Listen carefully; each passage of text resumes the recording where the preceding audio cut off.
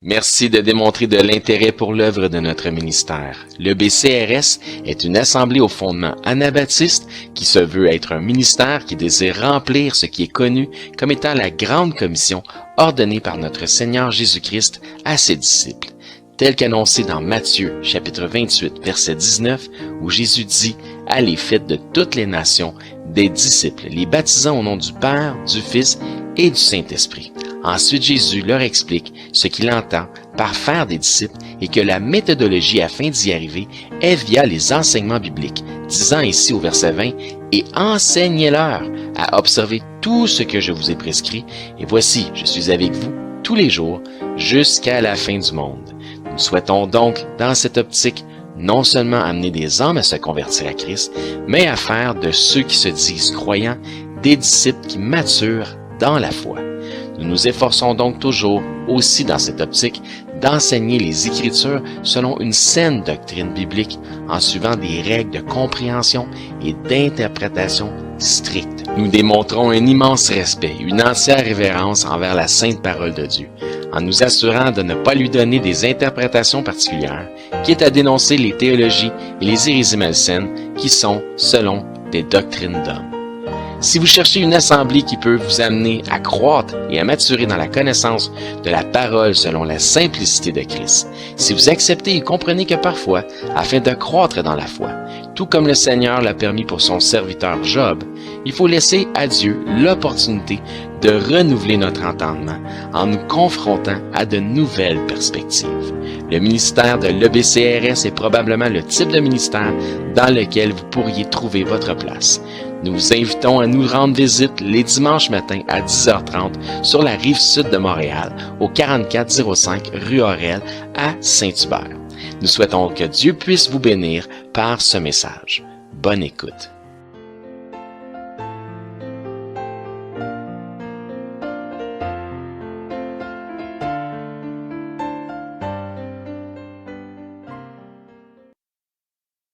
On va continuer dans l'Évangile de Jean. Donc, bienvenue à l'Église baptiste centrale de la Rive-Sud.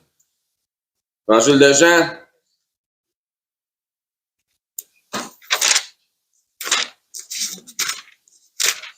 Chapitre 18. On aura un lien définitivement avec le psaume qu'on a lu en préambule. Et autre drôle de lien avec le cantique dans le jardin qu'on a lu. On commence un nouveau chapitre aujourd'hui. Chapitre 18. On va lire les 6 premiers versets. Il dit là, lorsqu'il lui dit ces choses, Jésus alla avec ses disciples de l'autre côté du torrent du Cédron où se trouvait quoi? Un jardin. Dans lequel il entra, lui et ses disciples. Judas, qui le livrait, connaissait ce lieu. Parce que Jésus et ses disciples s'y étaient souvent réunis. Judas, donc, ayant pris la cohorte, des huissiers envoyèrent les principaux sacrificateurs,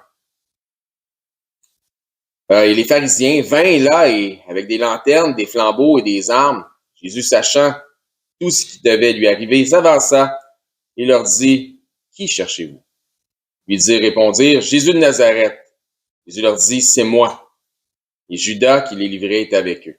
Lorsque Jésus leur eut dit, « C'est moi. » Ils reculèrent et tombèrent par terre. Je vais demander à Bélisande d'avoir un mot de prière, s'il vous plaît, pour vous.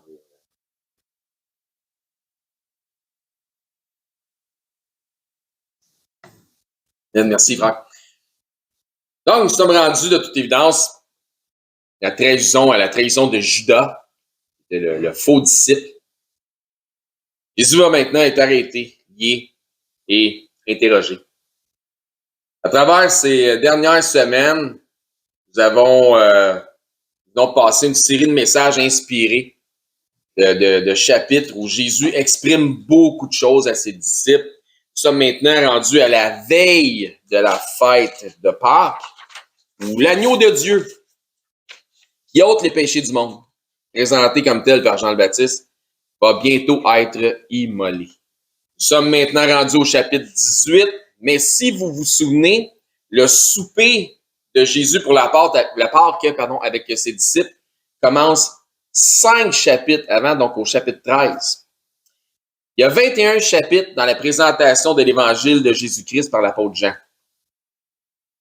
Mais je vous rappelle qu'à partir du chapitre 12, le chapitre commence en disant 6 jours avant la Pâque. Dans le chapitre 11, c'est là où Jésus ressuscite Lazare. Donc, plus de 1/3 du contenu de l'Évangile est accentué vers la fin du ministère de Christ, dans Jean. Donc, faisons une petite récapitulation de ce qu'on a vu à date, en partie, en fait. Chapitre 12, l'élite, donc à partir de le commencement de la fin, si vous voulez. Chapitre 12, l'élite religieuse, suite à la résurrection de Lazare, craint la popularité de Jésus qui devient montante et il craint que ça les surpasse en popularité et planifie de le faire mourir. Chapitre 13, Jésus donne un exemple de leadership à ses apôtres en leur lavant les pieds, incluant Judas, qui ensuite quitte. Et on va revoir probablement dans le message le moment où il quitte. Chapitre 14, il dit qu'il va leur préparer une place et il leur parle de l'autre consolateur qui doit venir, qui est l'Esprit. Chapitre 15, nous avons la métaphore arboricole du vrai cep. Il leur donne aussi le commandement de s'aimer les uns et les autres. Chapitre 16, il leur dit que le Saint-Esprit va convaincre les hommes de 3 choses. Est-ce que quelqu'un se souvient? Péché, justice, jugement. Parfait, merci, exactement. Et chapitre 17, ça nous dit que c'est ce qui devrait, en fait, pour nous être plus frais de notre mémoire. Là, on vient de terminer le chapitre 17. C'est là où Jésus prie le Père à haute voix pour ses disciples. Chapitre 18, Jésus va être mis aux arrêts tel un malfaiteur. Ça va pour la récapitulation. Les autres évangiles aussi nous offrent une perspective au sujet de la nuit de son arrestation. Et vous citez les passages, si vous voulez les prendre en note, vous allez vérifier, mais dans Matthieu 26, 47, il y a là la trahison de Judas. Dans Marc 14, 43, la trahison de Judas. Et dans Luc 22, 48, la trahison de Judas. Donc, dans notre texte d'ouverture, Jésus termine de prendre la Pâque, qui était aussi appelée en partie la fête des pains sans levain, et traverse le torrent du Cédron pour aller dans un jardin, le jardin de Gethsémani. Le torrent du Cédron, pour votre info, en s'éloignant du temple, selon mes recherches, ça sépare Jérusalem vers le jardin. C'est un petit torrent qui, à certains endroits, on pouvait le traverser à pied en ayant de l'eau à peine jusqu'aux chevilles. Là. Une des choses particulières du jardin est que l'on pouvait voir à partir du jardin la ville de loin. Ça veut dire que lorsqu'ils sont venus chercher Jésus dans le soir, avec les lanternes et les flambeaux, Jésus les a vus venir de loin. C'est pourquoi il nous dit, dans les mêmes circonstances, dans Marc 14, 42, « Levons-nous, allons, voici celui qui me livre approche. » Voyez venir. Il n'a pas cherché à se sauver. Donc, il y a certains aspects que je trouve intéressants dans cette partie de l'histoire du ministère de notre Seigneur. Souvenez-vous que dans la Genèse, je vais faire un parallèle, le serpent a tenté Ève avec succès, n'est-ce pas? Ève a succombé à la tentation. On peut retourner voir ça dans Genèse 3. Si vous voulez tourner là. Vous vous souvenez qu'il y a 3 aspects à la tentation qui ont amené Ève à succomber. Est-ce que quelqu'un connaît ces 3 aspects? James? Il y a le mensonge. En fait, comme l'ordre de Dieu, mais il y a le A, c'est faux, ça la vue. Et le troisième. Parfait, super. Est-ce qu'il y a quelqu'un qui se souvient des 3 aspects qui ont amené Ève à succomber à la tentation? Je vous répète, je vous rafraîchis la mémoire. La convoitise de la chair, la convoitise de la vue, et l'orgueil de la vie. Convoitise de la chair, convoitise de la vue, orgueil de la vie. Et effectivement, initié par le mensonge. Donc, Genèse 3:6. Regardons ensemble ces trois aspects élaborés dans Genèse 3:6. La femme vit que l'arbre était bon à manger. Ça, c'est convoitise de la chair. C'est bon pour ma chair, ça va être bon à manger, ça va être bon dans la bouche. Et agréable à la vue. Donc, convoitise de la vue. Qu'il était précieux pour ouvrir l'intelligence. Donc, l'orgueil de la vie. Elle prit de son fruit en mangeant, en donnant aussi à son mari qui était auprès d'elle et il en mangeait. Donc, on connaît le reste de l'histoire, là. Ça aurait pris un seul de ces trois éléments et ça aurait été suffisant pour l'amener à pécher. Mais les trois éléments étaient réunis. Il n'y a que ces trois éléments-là seulement qui peuvent nous amener à pécher sur peu importe le type de péché. Peu importe le type de péché, ça va être relié à un de ces trois éléments-là ou une combinaison des trois éléments. Donc, 100% de tous les péchés que nous pourrions commettre sont réunis dans ces trois catégories. Que ce soit les œuvres de la chair que vous voudrez, et vous irez voir, vous allez pouvoir les associer à ça. Chacun passe par une de ces trois catégories ou une combinaison de ces catégories. Vous irez vérifier, si vous voulez, dans Galates 5, le chapitre à partir du verset 19 à 23. Ce qui est intéressant aussi de constater, c'est que le serpent, pour arriver à ses fins, exactement comme James nous l'a mentionné, il a dénaturé la parole de Dieu. Dieu aurait-il vraiment dit? Il a questionné ça. C'est vraiment ça que Dieu a dit? Autrement dit, ce qu'il voulait savoir, c'est-tu vraiment ça que tu as compris? Dans Matthieu 4.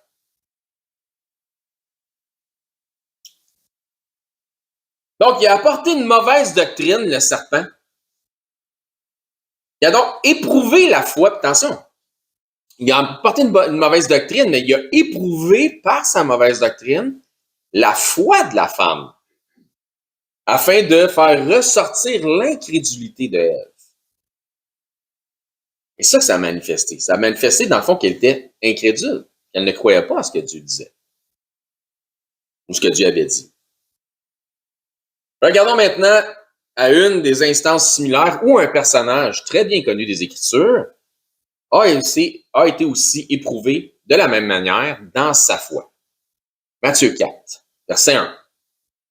Alors Jésus fut amené par l'Esprit dans le désert pour une raison spécifique, pour être tenté par le diable. Donc, pour passer un test, une épreuve. Ça va? Notez qui a amené Jésus dans le désert. Qui? Pourquoi? L'Esprit.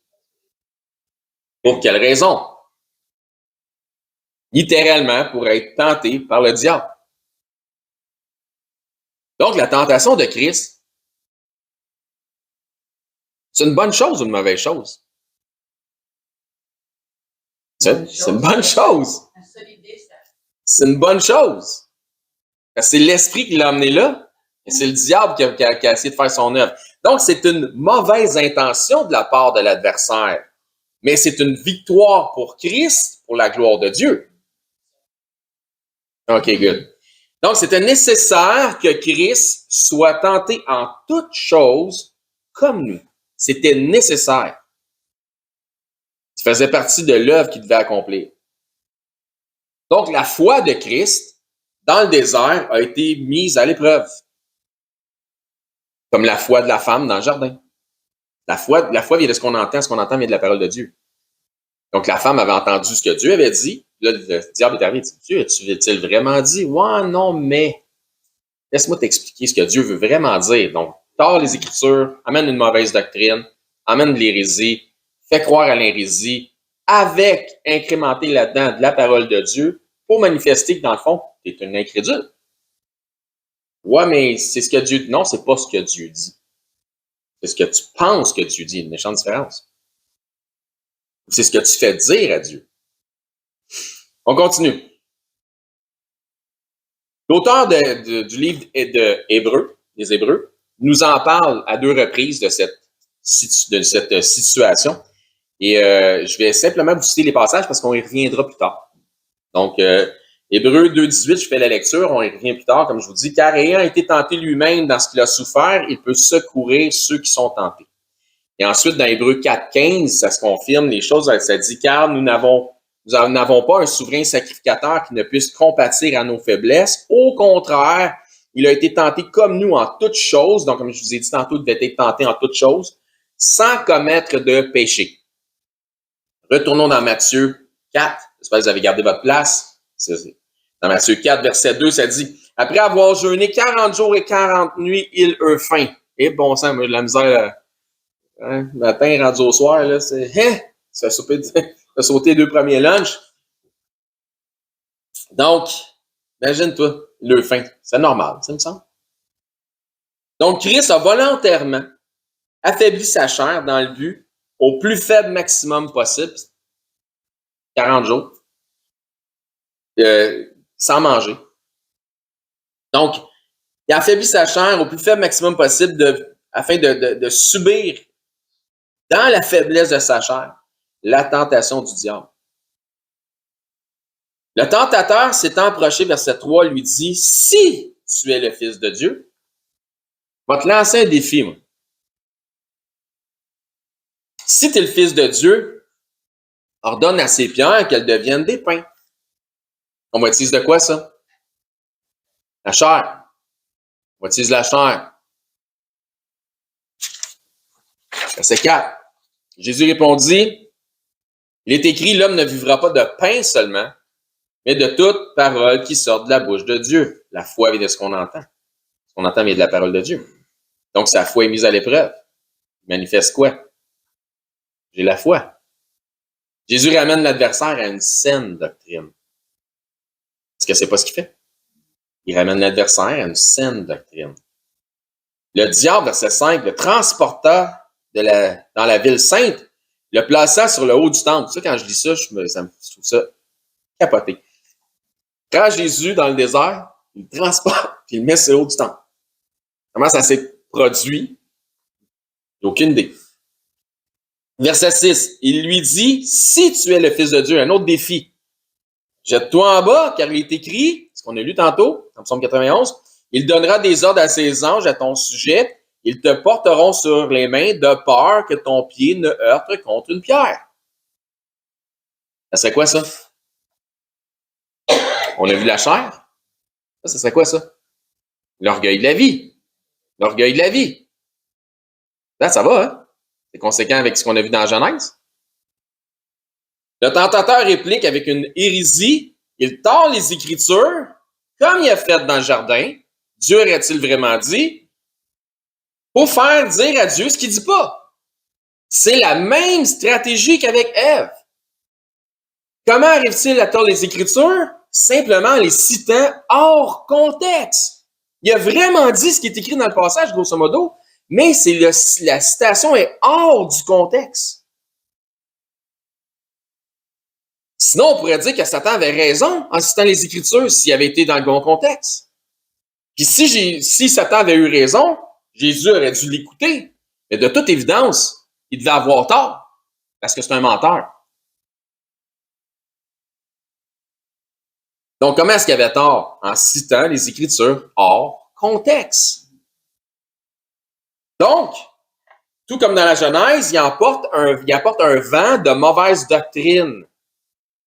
Remarquez que le diable n'a pas cité le verset suivant du psaume 91, parce que ça dit, si vous en souvenez, qu'il marchera sur le serpent et foulera le dragon. C'est comme garder une petite gêne. Parce que c'est lui, le serpent. C'est lui, le dragon. Et ça, on va le citer hors contexte. On va juste prendre les versets qui font notre affaire. Ça, c'est prendre la Bible hors contexte. Verset 7 de Matthieu 4. Jésus lui dit, il est aussi écrit. Oh, ouais, t'as raison, c'est ça ce qui est écrit. Mais vu que tu es hors contexte, on va te remettre dans le bon contexte. Il est aussi écrit, tu ne tenteras point le Seigneur ton Dieu. Qu'est-ce qui prédomine? Ce passage-là prédomine sur ton passage hors contexte. Ce passage-là est la preuve que tu n'as pas compris le contexte du passage que tu viens de mentionner. Jésus oppose donc ici de l'hérésie par une saine interprétation des Écritures. Parfois, certains s'opposent au débat théologique.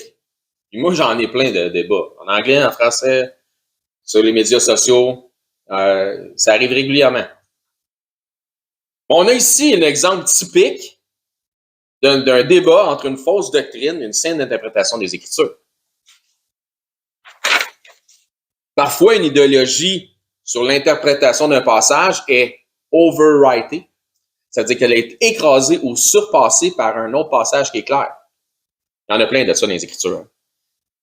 Ce qui fait en sorte que si tu es convaincu que ça dit quelque chose à une place, mais que ça dit le contraire ailleurs dans les Écritures, c'est pas une contradiction. Habituellement, ça peut pas être une contradiction. Dieu, il se contredit pas, il n'est pas l'auteur de la confusion. Donc, c'est pas une contradiction qu'il y a dans la parole de Dieu, mais c'est probablement et sûrement et forcément toi qui comprends pas les intentions de Dieu dans un texte versus l'autre. Prends juste un peu plus d'études, un peu plus de sagesse, un peu plus de temps en prière. Et on le vit souvent dans la chrétienté au sens large. Hein? Le fameux exemple, un des exemples dernièrement, récemment, on parle de débat, c'était une dame qui disait que Jésus n'est pas Dieu. Ben, elle disait, parce que quelqu'un a mentionné que Jésus est Dieu, elle dit non, Jésus n'est pas Dieu le Père. Mais la personne n'avait jamais dit Dieu le Père. Lui est Dieu? Ouais, mais ça n'existe pas, ce Dieu le Fils. Ah, OK. Au commencement était la parole était avec Dieu et la parole était Dieu. Et on a contemplé sa gloire, et la parole s'est faite chair, on a contemplé sa gloire comme la gloire du Fils unique de Dieu. Ça, c'est dans Jean, chapitre 1. Ça dit pas mal que Jésus est Dieu. Et après ça, tu as Thomas qui lui dit à Jésus, mon Seigneur et mon Dieu. C'est là dans les Écritures. Mais, convaincu du mensonge. Un autre exemple. Le fameux, je vais le prendre parce que lui est plus populaire que tous les autres, le fameux on ne doit pas juger les autres. Parce que dans un passage, ça nous dit de ne pas juger. Puis dans un autre passage, ça nous dit de juger. Ah, contradiction. Mais quand tu comprends les contextes, encore une fois, le texte dans son contexte, ce qui nous porte à comprendre les intentions les véritables intentions de Dieu dans le texte, en conservant le contexte, dans une instance, ça nous exhorte à ne pas juger selon notre propre justice, puis c'est pas juste ça, mais entre autres. Puis dans l'autre, donc ce qui serait opposé en fait à l'humilité, parce que tu juges selon ton ego, ton orgueil, moi je suis meilleur que. Donc la poutre, la paille, vous connaissez le passage auquel je fais référence. Puis, donc c'est ça, tu jugerais selon ton propre ego. Tandis que dans l'autre contexte, ça nous dit de juger, mais selon une saine justice qui vient de ce que Dieu enseigne déjà dans sa parole. C'est deux contextes complètement différents. Il ne faut pas juger. Si on passe un jugement selon la parole de Dieu qui est déjà établie, c'est sain. Mais si je me pense meilleur que toi, c'est malsain. Méchante différence. Encore une fois, faut pas juger. Qui dit ça? Ah, le serpent qui te fait croire ça. C'est ça. De la même manière, il y a aujourd'hui des enseignements doctrinaux complets et des théologies complètes qui ne respectent pas les textes, les contextes, les intentions des auteurs, opposant par exemple Paul dans l'Épître aux Romains versus Jacques dans son Épître. La manière qu'il définit ça, c'est complètement ahurissant et tordu, disant, influencé nécessairement par l'esprit d'erreur, que si vous êtes de ceux des nations, comme y a-t-il des personnes qui est vraiment juif à 100% ici ou de nation juive, de ne même pas lire ou enseigner à partir de l'Épître de Jacques, car celle-ci n'est que pour les Juifs ou les Juifs messianiques ou une autre affaire complètement tordue et bizarre comme ça.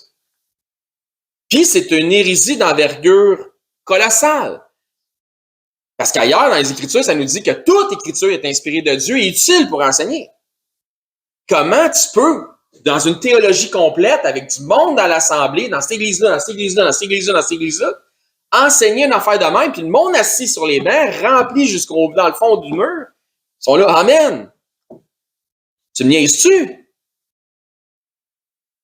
Alors que Paul, dans Romains, il dit qu'on n'est pas justifié par les œuvres. Que Jacques, dans son épître, dit que les œuvres justifient. Ah, ben, tu vois, là, ça on ne juste pas lire ça parce que nous autres, on est des gentils, puis Paul, c'est l'apôtre des gentils, fait qu'on va écouter ce que Paul dit, mais Jacques, tu t'en fous de ça. Pas important, lui, c'est pour les Juifs, messianiques, dans le millénium, quand Jésus va revenir. Paul parle de ne pas être justifié par les œuvres de la loi. Jacques parle qu'il y a une justification dans les œuvres de la foi. C'est deux affaires complètement différentes. Imaginez ça, vous. Rempli jusqu'au mur. Du monde qui dit amen à ça. Jacques, c'est pas bon. C'est pas épouvantable. Fait qu'un épître ne contredit pas l'autre, au contraire, ça confirme. Personnellement, j'ai été repris par un de ces ignares. Lorsque j'avais osé citer Jacques dans une instance nécessaire en lui disant « Ah ouais, mais la foi sans les œuvres est morte. » Ah, mais là, t'es hors contexte. Parce que moi, je suis pas des nations, puis t'es pas des nations. Donc, je suis des nations, toi, t'es des nations, on n'est pas juifs, puis ça, mais ça vient de l'épître de Jacques, puis Jacques, c'est juste pour les juifs. Ouais.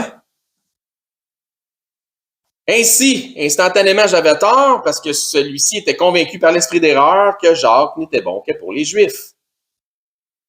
Dieu aurait-il vraiment dit? C'est dangereux, les amis. Faut être alerte à ces genres de stupidité-là. Je ne mettrai jamais trop en garde. Cet esprit-là est influencé par l'esprit d'erreur, voire même par le père du mensonge. Puis ça prêche, puis ça se dit docteur, pasteur, puis enseignant, ça a des foules qui les écoutent. C'est hallucinant. Donc, c'est un peu pour ça la caricature que vous avez vue dernièrement, pour ceux qui ont vu sur YouTube. Ça va dénoncer ce genre de choses-là, mais d'une façon humoristique, mais à la fois triste, un peu comme Dominique avait dit. Donc, que Dieu nous préserve et que tous et chacun ici, nous puissions avoir un amour de la saine doctrine. Matthieu 4. Donc, on continue au verset 8. Le diable transportant encore sur une montagne très élevée, le diable le transportant encore sur une montagne très élevée et lui montra tous les royaumes du monde et leur gloire. Il lui dit, je te donnerai toutes ces choses si tu te prosternes et m'adores. Donc, quand il lui a montré ça, c'est quoi ça? L'orgueil de la vue. Donc, on a vu la convoitise de la vue, pardon. On a vu l'orgueil, la convoitise de la chair, l'orgueil de la vie, et on vient de voir la convoitise de la vue. D'accord? Donc, convoitise de la vue. Jésus lui dit, verset 10, « Retire-toi, Satan. » Ça fait 3 fois qu'il essaie de le tenter. « Retire-toi, Satan, car il est écrit, tu adoreras le Seigneur, ton Dieu, et tu le serviras lui seul. » Alors le diable le laissa, et voici des anges vinrent auprès de Jésus et le servaient. Donc, une prise, 2 prises, 3 prises. Retirez. Retire-toi, Satan, après tes 3 tentations. Dans la même instance, ça nous ajoute un détail supplémentaire dans l'évangile de Luc, et c'est intéressant. Je fais la lecture dans Luc 4,13, donc c'est la même instance. Grosso modo, il y a qu'une petite affaire qui est ajoutée. Après avoir été tenté de toutes ses manières, donc il a été tenté en toutes choses, le diable s'éloigna de lui jusqu'à un moment favorable. Il va avoir un autre moment, selon le diable, qui va être favorable. Il est en stand-by. Donc, dans Luc, ça nous dit que le diable va revenir tenter Jésus à nouveau. Je vous dirais que selon les Écritures, il y a effectivement 2 tentations du diable que Christ a subies. Et c'est pourquoi dans l'annonce que je faisais sur Facebook, dans le groupe Messenger, on va parler de la 2e ou la 2e tentation de Christ. Ça va être intéressant. Suivez-moi, supportez-moi là-dedans. On l'a déjà vu dans le message, mais ça a sûrement passé inaperçu, mais on va y retourner. C'est pas grave, on va pouvoir constater la constance des Écritures ensemble. Donc, certains vont dire dans leurs interprétations que d'une certaine manière, Satan s'est manifesté en la personne de l'apôtre Pierre lorsque dans Matthieu 16, Jésus lui a dit « Arrière de moi, Satan, car tes pensées ne sont pas les pensées de Dieu. » Je vais tourner dans Jean 13. On va faire un petit flashback. Je sais je sais pas si on peut dire la même chose à tous ceux qui déforment la pensée de Dieu en leur disant « Arrière de moi, Satan. » Dans tous les cas, voici où je crois que Satan revient faire son œuvre. Dans Jean 13, 21. Ayant ainsi parlé, Jésus fut troublé dans son esprit. Oh, il y a quelque chose qui vient de l'accabler. Il dit expressément, en vérité, je vous le dis, l'un de vous me livrera. Verset 25. Sautons verset 25. Et ce disciple s'étant penché sur la poitrine de Jésus, lui dit, « Seigneur, qui est-ce? » Jésus lui répondit, « C'est celui à qui je donnerai le morceau trempé. » Et ayant trempé le morceau, il le donna à Judas, fils de Simon l'Iscario. Dès que le morceau fut donné, Satan entra dans Judas. Jésus lui dit, « Ce que tu fais, fais-le promptement. Dépêche-toi de faire ce que tu as à faire. » Jésus l'avait aussi dit, hein, « Ne vous ai-je pas choisi, vous les 12, et un de vous est un démon. » Donc, la deuxième tentative du diable de tenter Jésus-Christ est en liaison directement avec ses souffrances à venir. Donc, ce que le diable pense devenir sa victoire sera sa pire défaite. Ça n'a pas marché dans le désert, ça ne marchera pas encore. Dans le désert, ça a été pour la gloire de Dieu, ça va être encore pour la gloire de Dieu. Il a réussi à faire sortir le premier Adam du jardin d'Éden pour une condamnation, mais quand il a fait sortir de force le deuxième Adam du jardin, le jardin de Gethsémani, c'était pour la rédemption. Donc, le piégeur a été piégé. Ça fait penser à l'histoire de Mardoché. Ils ont bâti une potence pour le mettre à mort, puis c'est ceux qui ont bâti la potence qui ont fini dessus. Dans le psaume 91 que Christophe nous a lu aujourd'hui, qui était cité par Satan à la tentation de Jésus dans le désert, ça dit l'Éternel, ça nous dit plus loin dans ce psaume-là, que c'est l'Éternel qui te délivre du filet de l'oiseleur. Donc, celui qui est piégé, c'est celui qui veut piéger, c'est celui qui va être piégé. Regardons aux épreuves que Jésus a combattues dans le jardin. On peut le voir dans d'autres évangiles que celui de Jean. Voici en partie la deuxième tentation de Jésus. Dans Matthieu 26.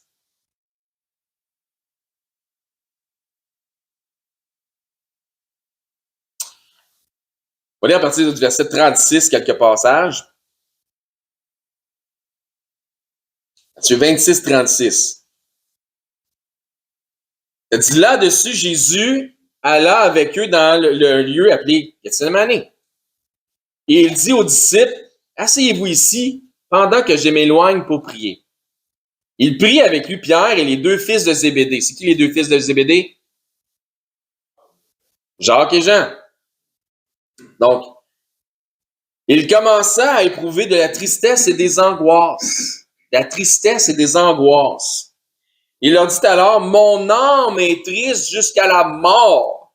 Restez ici et veillez avec moi. » Puis ayant fait quelques pas en avant, il se jeta sur sa face et pria ainsi, avec instance. « Mon Père, s'il est possible que cette coupe s'éloigne de moi, toutefois, non pas ce que je veux. » Qu'est-ce que Jésus voulait? Que cette coupe puisse passer loin de lui. Mais ce que tu veux, mais je veux faire ta volonté premièrement. Quelle était donc la tentation de Jésus? Comme au désert, t'as faim, transforme ces pierres en pain. En passant, Jésus, est-ce qu'il aurait pu le faire? Est-ce qu'il aurait pu transformer des pierres en pain? Il a multiplié la substance des pains 2 fois. Donc, je pense qu'il aurait pu le faire. Hébreux 4. Est-ce qu'on retournerait dans Hébreux tantôt? Quelle est donc la tentation de Christ? Sa tentation était de ne pas subir les souffrances et la mort à venir. Là, la question, c'est en es-tu certain? La réponse, c'est oui. Qu'est-ce que ça nous disait dans Hébreu un peu plus tôt? Hébreu 4,15. Car nous n'avons pas un souverain sacrificateur qui ne puisse compatir à nos faiblesses. Au contraire, il a été tenté comme nous en toutes choses sans commettre de péché. Donc, il a été tenté dans la convoitise de la chair, la convoitise de la vue, l'orgueil de la vie, on l'a vu plus tôt. C'est clair, ça? Mais nous avons aussi vu ce passage, si vous allez dans Hébreu 2, un petit peu avant, Hébreu 2, 18. Car ayant été tenté lui-même dans ce qu'il a souffert. Quelle souffrance! Dans ce qu'il a souffert, il peut secourir ceux qui sont tentés. Jésus a été tenté dans ses souffrances. Ah, spécial, hein? Mais ça se confirme encore plus dans Hébreu 12. Tournez encore. Moi, on reste dans le même livre. Hébreu 12, 2. Ayant les regards sur Jésus, le chef et le consommateur de la foi, qui, en vue de la joie qui lui était réservée, a souffert la croix. Quelle souffrance! Les souffrances de la croix. Méprisé l'ignominie et s'est assis à la droite du trône de Dieu. Je vais vous le lire une deuxième fois, OK? Parce que je veux que vous soyez attentifs aux mots qui sont utilisés dans ce passage, parce que on va en reparler en conclusion de notre message. Ayant les regards sur Jésus, nous, on regarde à Jésus, le chef et le consommateur de la foi, qui, en vue de la joie qui lui était réservée, a souffert la croix, méprisé l'ignominie et s'est assis à la droite du trône de Dieu. Considérez en effet, verset 3, celui qui a supporté contre sa personne une telle opposition de la part des pécheurs, afin que vous ne vous lassiez point l'âme découragée. Vous n'avez pas encore résisté jusqu'au sang en luttant contre le péché. Le reste du chapitre nous fait comprendre que Jésus a pris notre châtiment, etc., etc. Mais encore une fois, le verset 4, vous n'avez pas encore résisté jusqu'au sang en luttant contre le péché. T'as-tu déjà saigné parce que tu as lutté contre le péché? On continue. À qui il compare l'auteur d'Hébreu, à qui il les compare quand il dit « vous n'avez pas encore résisté », il les oppose à celui dont il parle dans le contexte. Il dit « vous n'avez pas résisté », il les compare à quelqu'un, il les compare à Jésus. Donc Jésus est celui qui a résisté jusqu'au sang en luttant contre la tentation de faire sa volonté. C'est celui qui a résisté jusqu'au sang contre le péché. Allez tourner dans Luc. Luc 22. On va voir ça ensemble. Luc 22.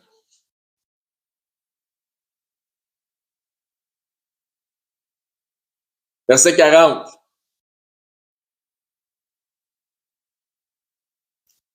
Ça dit là, lorsqu'il fut arrivé dans ce lieu, il leur dit priez afin que vous ne tombiez dans quoi? Tombiez pas en tentation. Tel que mon dernier message de 2 semaines, il souhaitait que ses apôtres combattent avec lui en prière. Donc, combattre contre quoi? La tentation. Combattre contre la tentation. Puis, il s'éloignait d'eux d'environ une distance de jet de pierre et s'étant mis à genoux, il pria. En disant, comme on a vu tantôt, il tombait sur sa face, « Père, si tu voulais éloigner de moi cette coupe, toutefois, que ma volonté ne se fasse pas, mais la tienne. » Alors un ange lui apparut du ciel pour le fortifier. Donc, comme on a vu au désert, que des anges sont venus servir, vous vous souvenez? Ou, je dis au désert, mais c'était peut-être au sommet de la montagne, parce que le diable l'avait transporté au sommet de la montagne, je ne sais pas. Mais il y a des anges qui sont venus servir. Donc, je crois ici que possiblement une des raisons pour laquelle un ange est venu le fortifier, c'est-à-dire l'encourager, c'est que ses disciples étaient défaillants dans le combat en priant. De toute évidence, ils ont manqué à la tâche et au support que Jésus leur demandait, puis on va voir tantôt. Ça nous dit au verset 44, étant en agonie. Il priait plus instamment. Je l'ai dit tantôt, il priait avec insistance. Et sa sueur devint comme des grumeaux de sang qui tombaient par terre, étant en agonie. Le mot il est fort, là. C'est ce qu'on appelle, lorsque tu as des grumeaux de sang qui te sortent comme de la sueur, c'est une hématidrose. Le terme c'est une hématidrose. Il s'agit de la rupture des petits vaisseaux sanguins qui irriguent les glandes sudoripares, donc les glandes qui font suer. Ces petites glandes situées sous la peau qui permettent de fabriquer et d'évacuer la sueur. La rupture de ces vaisseaux fait passer le sang dans la sueur et on transpire un liquide sanglant. Ce phénomène très rare est observé chez des gens en parfaite santé, mais il est constamment lié à un stress qui génère une grande angoisse. Il était-tu angoissé? Et est-ce qu'il luttait? Est-ce qu'il luttait? Est-ce qu'il luttait contre quoi maintenant? Contre le fait de faire sa volonté. Sa volonté versus celle du Père. C'est ça que le texte nous fait comprendre. Il y avait une tentation qui était là. Continue. Matthieu 26. On achève le texte, on achève l'étude d'aujourd'hui. Matthieu 26. Donc, on retourne toujours dans le jardin de Gethsemane. Matthieu 26, verset 37. Et il prit avec lui Pierre et les deux fils de Zébédée, on l'a dit tantôt, Jacques et Jean. Il commençait à éprouver de la tristesse et des angoisses. Il leur dit alors, mon âme est triste jusqu'à la mort. Ça nous disait tantôt, il était en agonie dans Luc. Là, ça dit, il est triste jusqu'à la mort. Restez ici et veillez avec moi. Nous savons qu'ils ont failli à la tâche, telle de mauvaises sentinelles, parce que ça nous dit qu'au contraire d'avoir veillé, mais qu'est-ce qu'ils ont fait? Ils se sont endormis. Voici donc ce que je crois, et il y a peut-être d'autres conclusions possibles, mais je vous partage moi la mienne. Lorsque ça est dit dans Hébreux 12:4, vous n'avez pas encore résisté jusqu'au sang en luttant contre le péché, en luttant contre la tentation de faire ta volonté. Je crois qu'il y a une forte chance que l'auteur du livre des Hébreux, l'Épître aux Hébreux, fasse référence à l'instance ou des grumeaux de sang de Jésus. C'est là qu'il luttait. C'est là qu'il a lutté jusqu'à temps qu'il enseigne. Donc, de l'hématidrose de Christ. Conclusion de notre message d'aujourd'hui, les amis. Personne d'entre nous n'a jamais résisté au péché et à la tentation au point d'en saigner du front. Jésus, affaibli, a résisté à la convoitise de la vue, à celle de la chair et à l'orgueil. Jésus, agonisant de tristesse, a résisté et a lutté jusqu'au sang contre la tentation de faire sa propre volonté. Gloire à Dieu. Une chance, hein? Jésus n'a pas succombé à l'orgueil. Tantôt, j'ai lu un passage, c'est important les mots qui sont là. Jésus n'a pas succombé à l'orgueil car il a méprisé l'ignominie. Et ça nous disait tantôt dans le passage. Il n'a pas succombé à la chair parce qu'il est allé contre sa chair, faire souffrir sa chair, torture, jusqu'à la croix. Et il a gardé sa vue et ses regards sur la joie qui lui était réservée. Et c'est les mots qui étaient dans Hébreux 12:2 tantôt. Étant l'image de Christ, le croyant sera tenté, mais souvent amorcé par ses propres convoitises. Hein? C'est pas mettre tout sur le dos du diable. Là. Mais nous pouvons résister par la prière, par la connaissance des Écritures. Hein? Il est écrit. Et la mise en pratique des Écritures, c'est pourquoi le psalmiste dit « J'ai serré ta parole dans mon cœur afin de ne pas pécher contre toi ». Mais il n'y a personne de nous autres qui a résisté à une tentation puis au péché jusqu'à temps que tu enseignes du front. Comprenez-vous bien que la parole de Dieu n'est la parole de Dieu que si elle est sainement interprétée. afin d'accuser ceux qui se disent croyants, qui se disent de Christ, en les amenant à croire des hérésies à partir des Écritures et afin de manifester non pas leur foi, mais leur incrédulité. Le tentateur, il est là, puis il taille l'esprit d'erreur pour faire tordre les Écritures. Tu vas dire, mais je crois dans la Bible. Ouais, mais je crois dans la Bible, mais c'est écrit dans la Bible là, qu'il y a des anges déchus qui ont eu des relations avec des femmes, puis ça a donné une race de géants. Puis cette race de géants-là sont morts au déluge, puis ça, c'est les démons. Non, c'est pas écrit dans la Bible. Ça, c'est une de... Il y en a d'autres, là. Mais de ce temps-ci, celle-là est extrêmement populaire dans la chrétienté au sens large. Il y a un gars qui a fait des ravages à enseigner ça dans toutes les églises possibles. Et partout. Partout sur les médias sociaux. Donc, le but, du diable, c'est de faire à croire que ce que Dieu dit, c'est pas ce que Dieu dit. Et ça, quand tu penses que tu crois les Écritures, mais dans le fond, tu crois pas vraiment les Écritures, ben dans le fond, ça manifeste juste que tu es incrédule. Tu crois pas les Écritures.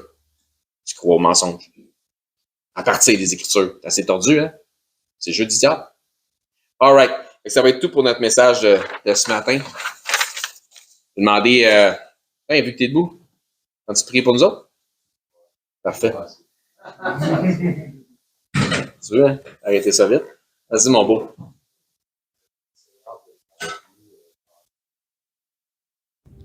Bonjour, ici Éric, ancien et enseignant du ministère de l'EBCRS. J'aimerais d'abord vous remercier de vous intéresser à l'œuvre de notre ministère ainsi qu'à la chaîne sur laquelle on distribue notre matériel. Si, suite à une de nos prédications, vous réalisez que vous n'avez jamais fait du Seigneur Jésus, le Seigneur de votre vie, le Sauveur de votre âme, mais que vous réalisez aussi que vous avez vraiment besoin de vous tourner vers lui afin de sécuriser votre éternité, je crois que ce segment de vidéo s'adresse à vous, puisque la Bible nous déclare cette vérité. Dans 1 Timothée au chapitre 2, à partir du verset 3, ça nous dit que Dieu est notre Sauveur. Et que dans cette optique, Dieu souhaite que tous les hommes soient sauvés et que tous les hommes parviennent à la connaissance de la vérité. Et ça nous dit aussi, car il n'y a qu'un seul Dieu et un seul médiateur entre Dieu et les hommes, et c'est Jésus-Christ qui s'est lui-même fait homme. Et ça nous dit que Jésus-Christ s'est fait homme afin de lui-même se donner en rançon pour le rachat de tous. Jésus a dit en conversant avec ses disciples qu'il est le chemin, la vérité et la vie, et que nul ne vient au Père, c'est-à-dire à Dieu, qu'à travers la foi en Jésus lui-même. C'est la seule façon. C'est ce que Jésus exprime aussi en partageant l'Évangile avec un homme d'un certain âge qui se disait lui-même très religieux. Dans l'Évangile selon saint Jean, au chapitre 3 et verset 16, Jésus dit à cet homme, « Car Dieu a tant aimé le monde, qu'il a donné son Fils unique, afin que quiconque croit en lui, donc met sa foi en lui, ne périsse point, mais qu'il ait la vie éternelle. » Donc la volonté de Dieu, notre Créateur, elle est claire. C'est que tous parviennent à la repentance en faisant le choix volontaire de croire par la foi le récit de l'Évangile de son Fils Jésus-Christ. Les informations qui nous sont transmises dans la Bible nous font comprendre que par nature, malheureusement, nous avons tous enfreint les règles de sainteté déjà établies par Dieu. Nous avons tous enfreint au minimum une des 10 lois, des 10 règles, des 10 commandements, mentir, prendre le nom de Dieu en vain, manquer d'honneur à nos parents, blasphémer, peu importe. Donc Dieu, dans sa perfection, qu'il ne peut renier, est 100% juste. Et puisqu'il est 100% juste, il doit nous juger selon la justice. Et comme nous sommes tous coupables de péché et de transgression, nous méritons tous notre sentence. Mais bonne nouvelle, parce que Dieu, dans sa perfection, est aussi 100% miséricordieux et souhaite faire miséricorde à tous. Donc, Dieu nous tend la main afin de nous sauver du châtiment qui est réservé aux transgresseurs de sa loi. Jésus nous explique qu'un endroit terrible a été préparé pour Satan, le chef des anges déchus, des démons, un endroit de flamme, de regret, de tourment, de souffrance, etc. Et la réalité de l'enfer que Jésus nous explique, les raisons pourquoi c'est si effroyable, et que tous les attributs de Dieu, ils sont absents, puisque c'est tellement éloigné de Dieu. Tandis que Jésus dit à ses disciples qu'il est allé au ciel, dans la demeure du Père, pour nous y préparer une place. Dans cette place, le paradis céleste, étant auprès de Dieu, au contraire de l'enfer, étant dans sa proximité, nous y retrouverons l'ensemble des attributs que procure sa présence. La joie, l'allégresse, l'amour, le bonheur, mais dans une proportion qui est inexprimable et incompréhensible pour les simples charnels que nous sommes présentement, dans une façon que les mots ne peuvent pas exprimer. La Bible déclare que le salaire du péché, c'est la mort, et non seulement la mort physique, mais aussi la mort spirituelle. Et que la mort spirituelle est une incapacité à avoir accès à Dieu. C'est une séparation d'avec Dieu. La Bible déclare dans Romains, chapitre 6, 23, que le salaire du péché, c'est la mort, mais que le don gratuit de Dieu, c'est la vie éternelle en Jésus-Christ, notre Seigneur. La vie éternelle est donc un cadeau que Dieu vous fait, qui est accessible pour tous, dans la mesure où chacun accepte de recevoir ce cadeau. Donc, tel un cadeau qui nous est offert, la réalité représente que nous n'avons pas d'effort ou d'œuvre à faire utile pour recevoir ce cadeau. Sinon, ça ne serait pas un cadeau, mais ce serait un dû. Ainsi donc, il n'y a aucune œuvre que nous pourrions faire pour nous racheter nous-mêmes de nos fautes, de nos transgressions ou de nos péchés que nous avons commis contre Dieu. L'œuvre utile pour notre rachat a été accomplie par Dieu en la personne de son Fils Jésus-Christ lorsqu'il a pris notre place sur la croix. Ce qui a été entièrement confirmé aussi pour notre justification à la résurrection des morts après 3 jours et 3 nuits au tombeau. Ainsi donc, la Bible dit que pour être sauvé de la mort et de l'enfer, c'est-à-dire afin d'avoir la vie éternelle et notre place au ciel, il faut simplement mettre notre foi en Jésus-Christ, le Seigneur. La Bible dit « Crois au Seigneur Jésus et tu seras sauvé ». Mais croire au Seigneur Jésus, c'est important qu'on en parle. Croire au Seigneur Jésus a une signification. C'est simple, mais, comme je dis, important.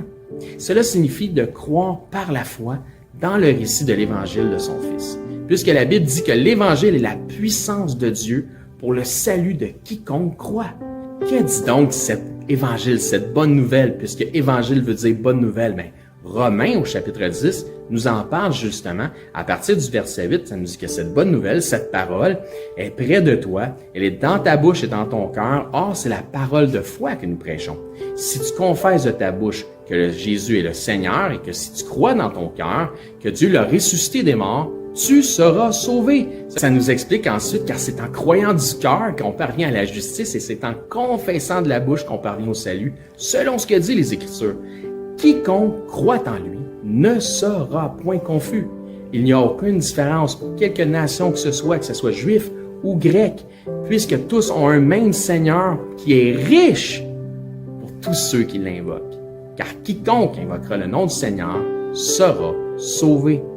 Il ne s'agit donc pas de réciter une prière selon une formule toute faite qui fait la différence, mais bel et bien de mettre sa foi dans le Seigneur Jésus-Christ. Si vous croyez que Jésus-Christ, Dieu le Fils, le ressuscité, est Seigneur et que vous acceptez d'en faire le Seigneur de votre vie, ainsi il devient instantanément aussi le sauveur de votre âme. Si tel est votre cas, gloire à Dieu, vous faites maintenant partie de son troupeau. En tant que nouveau disciple, ce qui est important maintenant, c'est de vous trouver premièrement un enseignant qui enseigne la vérité de la parole de Dieu. Et joignez l'assemblée où cet enseignant œuvre afin d'avoir part à l'amour des frères et de la famille en Christ. Si pour nous vous êtes local, c'est-à-dire par exemple 2 heures de transport et moins, eh bien venez nous voir, ça va me faire un plaisir de vous recevoir et nous pourrons parfaire votre éducation spirituelle selon une saine doctrine des Écritures. Donc c'est là-dessus que je vous dis, soyez bénis et je l'espère, à bientôt.